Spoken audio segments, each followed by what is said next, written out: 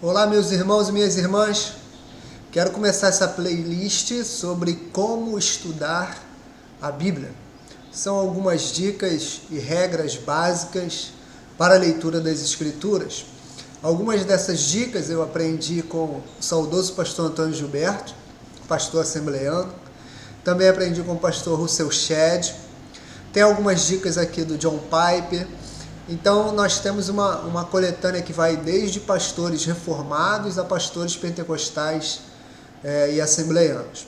Então, a regra para nós estudarmos as Escrituras, elas passam com os nossos níveis de relacionamento com a Bíblia. E esses níveis, eles podem ser imediatos apenas através daquilo que nós ouvimos, passando um outro degrau para aquilo que nós ouvimos e lemos, e aí sucessivamente aquilo que nós ouvimos, lemos e estudamos.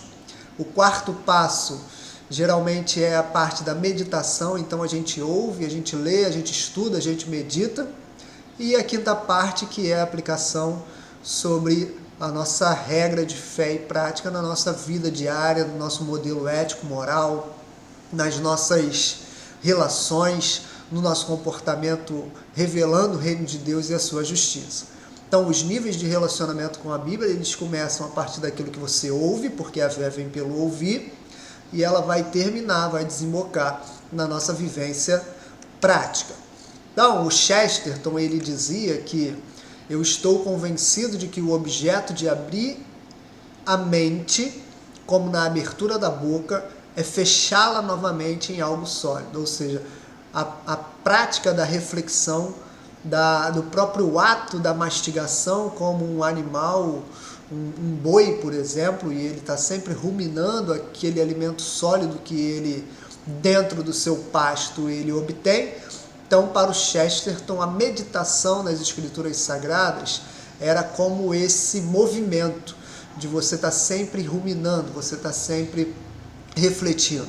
O A.W. Tozer, ele dizia: eu penso que um novo mundo surgirá das névoas religiosas quando abordarmos a nossa Bíblia com a ideia de que não é apenas um livro que já foi falado, mas é um livro que agora está falando.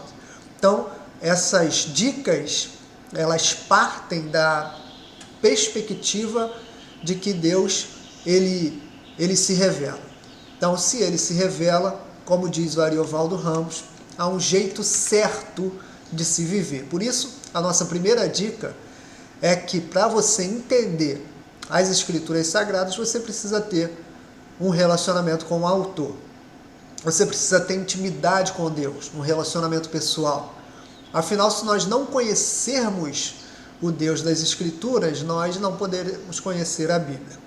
A nossa compreensão da palavra, ela vai depender do nosso crescimento espiritual diante do Senhor. E aí você pode conferir esses textos de Mateus, de Marcos, de Lucas, de Atos, todos eles que falam sobre como nós precisamos ter um relacionamento com o autor das Sagradas Escrituras. O Ariovaldo Ramos, ele diz que a Bíblia, ela precisa ser lida não apenas como um livro com contextos históricos e culturais, filosóficos, sociológicos, mas da perspectiva de que Deus, ele se revelou.